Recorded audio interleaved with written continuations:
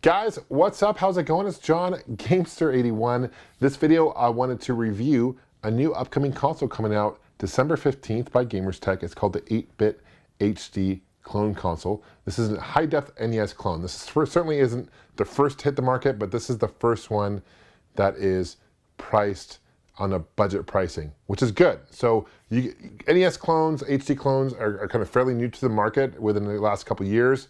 The benefit, of course, of having it in HD is the picture quality is significantly better than the AV. The sound is obviously a lot better.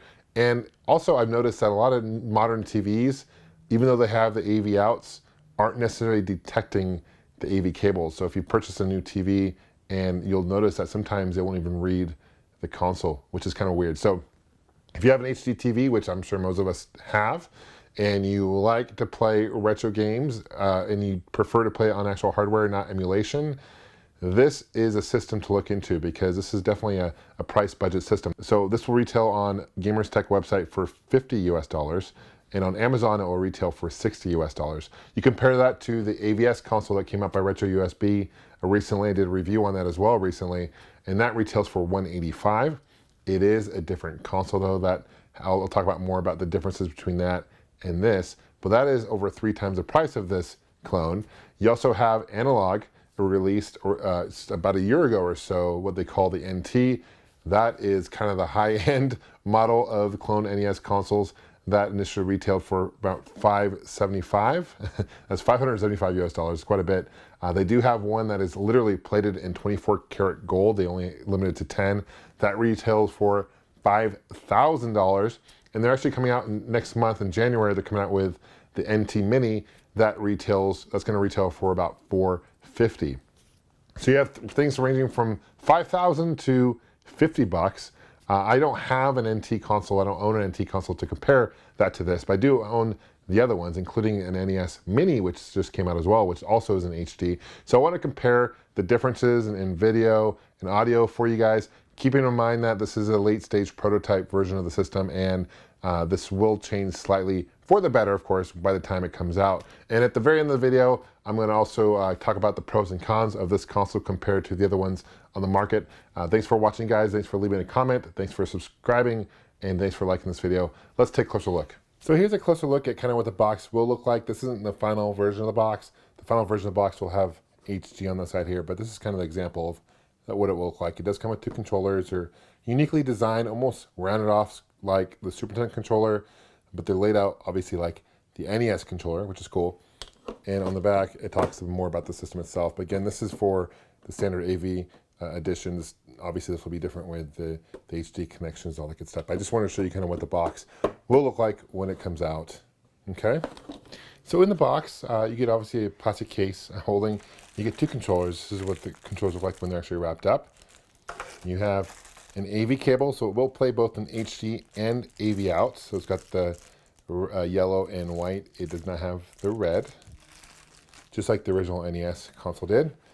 And the controllers, Gamerstech does provide also another version of the controller you can purchase separately, which looks like the original Famicom controller. They're 6-foot long cords, so plenty of length. Not the issue you get with the NES Mini consoles where they're only like 2 feet long, super short. They're 6 feet long, so plenty of length to play from the console to the couch or wherever you're sitting. Also comes with HDMI cables, which obviously are important. You'll need to use to connect. It has AC adapter, which you obviously need to plug into the wall for power. This is what the controllers look like. As I mentioned before, they kind of rounded off more like a Super Nintendo controller. The separation spacing between the buttons and the D-pad and start and select are the same spacing that you'd see with the standard NES controller. So actually overall, they actually played it. It works great. They're these like rubber circle buttons instead of these, you know, oval buttons that you get before. But overall, the controllers, I like them. They actually dig them. I like the look, and they do control really well. You have the B and A. D-pad is nice and firm, but not too firm, which is an issue on a lot of clone controllers for the NES. This is the plug-in. So you have controller 1, controller 2 port, your reset button, your power button. This will light up when it's turned on.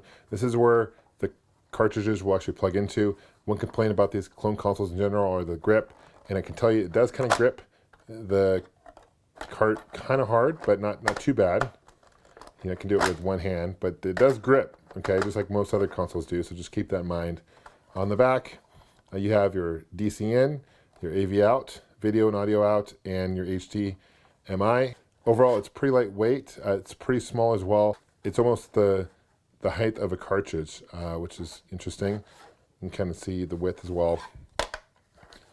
Not a bad looking console, pretty straightforward. It will not play Famicom games. It will only play standard NTSC cartridges, okay? It will play flash cards, which is great. So if you have a flash card, it will play that, so you can read ROMs on it. It will play homebrew games. It will play hack games and all that good stuff, which is awesome as well. I did test Castlevania 3. That did work on here. I haven't had any compatibility issues with this console yet from my library of games I own. But what I want to show you for you now is a comparison of this both in HD and in AV. Can I see the side-by-side comparison? I'm also going to show you a comparison between this, the Nintendo Mini, the Retron 5, as well as the AVS, which are all HD clone consoles on the market. As I mentioned before in the video, I do not own an analog NT console, so I can't really compare that to this, but that will play in 1080p from what I hear, which is pretty sweet. Let's take a closer look and let me know what you guys think.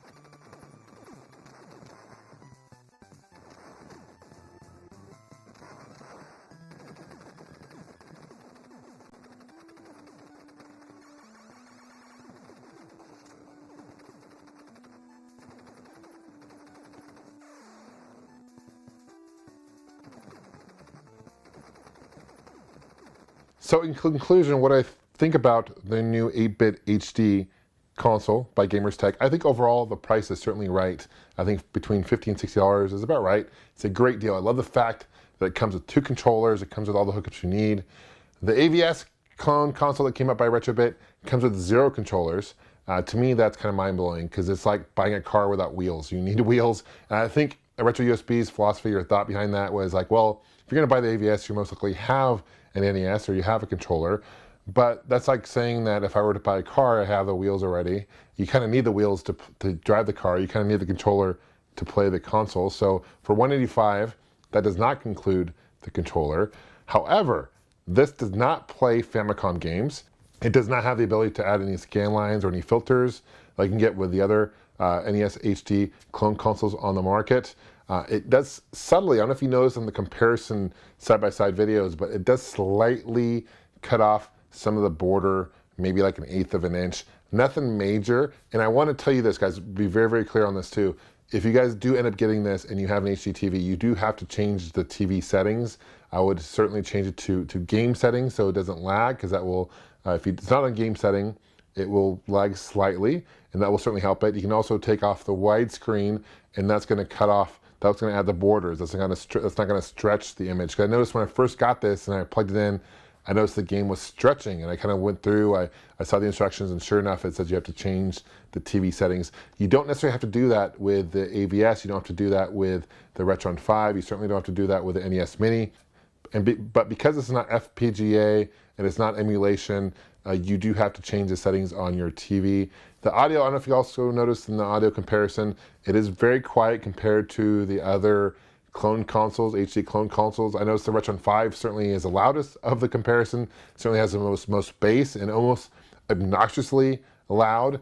This almost sounds more like the Nintendo NES Mini. The sound is slightly off. I also noticed in playing some other games that this audio is just slightly off.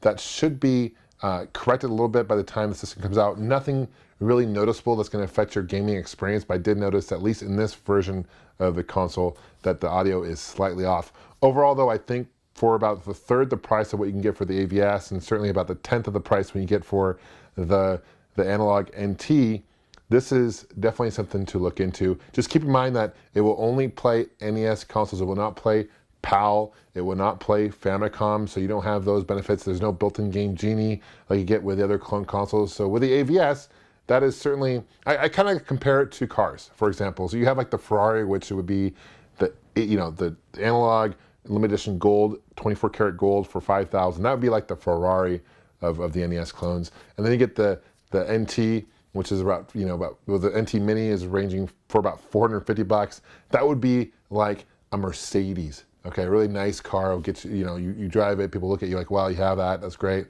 And then you look at the AVS. The AVS would be more like, I don't know, maybe like a Beamer, a great solid system that it has everything you want. It works great. Just the only knock on that is it doesn't come with controls. By the way, the NT does come with one controller. This comes with 2 controllers, and the controllers are great. You can plug them into normal, normal NES consoles. It will actually work. There are only 2 ports here, opposed to the AVS, which has 4 ports. Also keep that in mind. So you are getting more for your money when you pay more. You're getting more. The image is slightly better on the AVS. The image will be better on the NT because that's actually going to play in 1080, where this will only play in 720. So also keep that in mind. So the more you pay, the more better quality you get. But for 50 to 60 bucks, this is definitely a system to check out. Let me know what you guys think. Leave a comment below. It is coming out December 15th, 2016. I'll put a link to some websites you can find more information about this on. I want to thank Gamers Tech for providing me this console to review for them. Thanks for watching, guys. I appreciate you guys subscribing, liking this video. That means a lot. We'll see you guys soon. Take care, and of course, game on. First off, guys, thank you so much for watching. Also, please subscribe. That means a lot. And if you want to stay in contact, you can follow me on Facebook, Twitter, and Instagram. I also have a website, Gamester81.com, and I have t-shirts available that help support the show as well. And those are available at chopchopgoods.com.